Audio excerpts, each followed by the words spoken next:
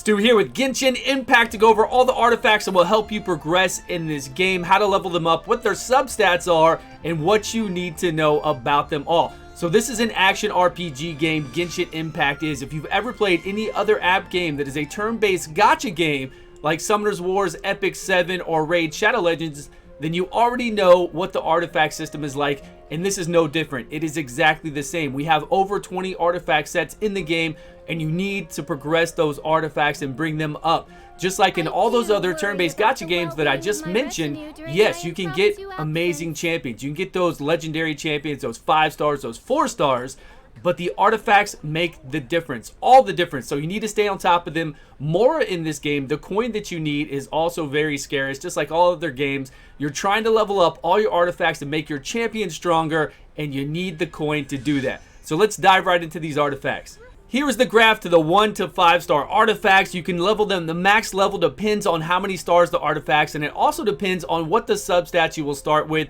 We're going to level up an artifact here so you see what I'm talking about. If you haven't played any of these other games before, these are the substats that they can start with depending on the stars that they have. In every 4 levels that you level up these artifacts, they will either get an additional substat if they're not maxed out with 4, or if there are already substats there. Say there's 3.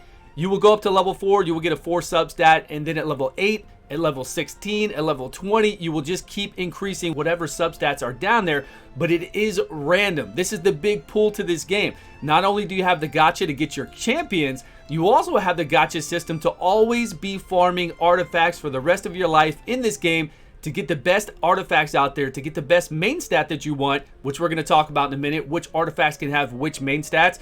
And you're going to be farming to always hit those substats. So say you get a great artifact that you love with the right main stat and the right substats, or almost the right substats, you roll it up to 20, say it's a 5 star, you try to get all those additional hits at every 4 levels, but they don't go into the right substat that you want. So that's not a perfect artifact for you, and eventually you're going to want to keep farming and keep replacing that. That's the greatest thing about these type of gacha games, and that's what I love about them.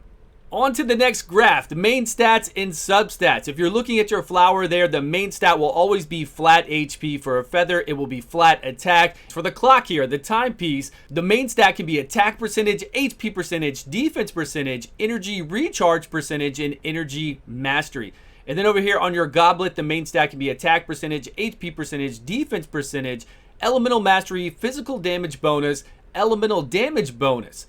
And for our crown, the main stat can be attack, HP percentage, defense percentage, crit rate, critical damage percentage, and then healing bonus. So the crown over here on the far right really has some of the juicier stats for us. We've got crit rate there. If we can achieve 100% crit rate with other stats, we have critical damage here, which is going to be a big one for us at late game as always. Attack percentage for those other ones over here. Attack percentage is always great, but there are other champions in the game that do damage or do abilities based off of, say, Barbara with HP, Noelle with defense, so pay attention to those as well. This is how you're going to micromanage and really get into your champions late game. But starting out in the game, just focus on the main stats that help you do the most damage with whatever your main DPSer is. That way you can progress faster in the game. You can kill things faster and just keep going. Those are the main ones you should focus on. Here we are with the Zhang Ling, and there's over 20 different artifact sets. Like I said before, a lot of different set bonuses. 2-piece here you can see I have on her that gives her 18% attack. And then we got a 4-piece here that increases the charge attack crit rate by 30%. Now, when you're first starting out in the game, you don't have to focus on these. Some of these are very nice. I mean, I'm only adventure rank 15, so I'm not even that far into the game. But I can tell you, look at all the ones I have. I already have a whole bunch of adventure sets, traveling doctor sets. If you want these, you can see the set bonuses that they have when you click on them. Here you are. So there's a lot of things, but the most thing to focus on, especially in the beginning, is not so much the sets. Use the sets, they are pretty cool, but just make sure the main stats that you have on your weapon are the ones that you want to do the most damage with. Over here with her, I upped this one, the crown, right? I have attack percentage on here. It's a 3-star, and I upped it all the way up to max level 12. Because remember, 3 stars, we can only take to 12, and then we got these additional substats. Now, I already had these 2 substats on it. I had crit rate and energy recharge. Then I rolled it to 4. I got increased defense. I rolled it to 8. I got HP percentage. And now that we have 4 full, whenever you have 4, say you start out, say you're lucky enough to get a 4-star or a 5-star, and they come with 4 already. They can come with 4 already. Then whenever you do your +4, you're just going to increase one of them, and it's all random. And then when I did mine, when I got mine up to 12, it increased HP. I was hoping it would do crit rate, increase the crit rate, but the main reason why I did this was just to see leveling it up and to also get this additional attack. 23% additional attack on my main damage dealer is amazing. Also coin in this game, so whenever I had to up these artifacts, you have to use your coin, of course, and you have to use duplicate artifacts.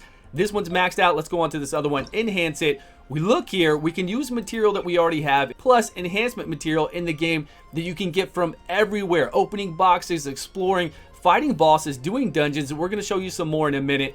So if I wanted to level this up, I could use duplicate copies. I hit enhance. Right here is the coin that we use, Mora. You run out of this very, very quickly. So you're going to want to make sure that every day you're just doing everything you can to get more and more. You do have certain things that you can only do daily or that you can recharge back to you, and you need to make sure that you stay on top of those. We're going to go into the Adventurer's Handbook so you can look at some of the stamina aspect of this game. Now keep in mind, this is an open world adventure game. You can play all day long. You can collect things all day long. So there is no issue there, but there is a part here that does deal with stamina, and you want to make sure you stay on top of it. Over here, I'm at 73 of 120. I will get 1 more point in 2 minutes and 40 seconds, fully refresh in 6 hours and 10 minutes. Now you can refresh this.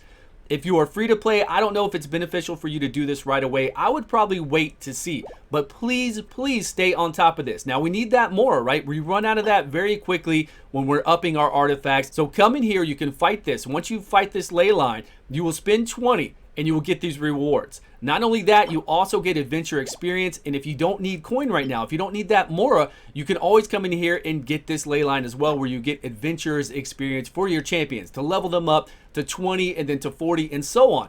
Not only that, there are other bosses that you fight for ascension materials. Now you need this for gear, weapons, heroes, artifacts, everything. So no matter what you do, you want to stay on top of this as well. I hope this helped you understand artifacts a little bit more, the main stats, the substats. When you level them up every 4 levels, every level will always increase your main stat. Every 4 levels is also going to increase that substat that we talked about and showed you. This is a very, very important aspect of the game to make your champion stronger, along with also keeping up on top of your weapon, your abilities here, your constellation. But once you have the constellation maxed out, once you have all your talents taken care of, the main draw of this game at the very end game is to get your weapons, upgrade your weapons, and then stay on top of your artifacts and max these artifacts out with the best substats and main stats available to your champion. That's what it's going to be all about. You are going to farm these nonstop, and it's going to be tons of fun to do to make your champion stronger, to progress further. Thank you all so much for watching. Please like and subscribe. We're also going to look at a battle really quick before we head out. I will see you all in a video soon.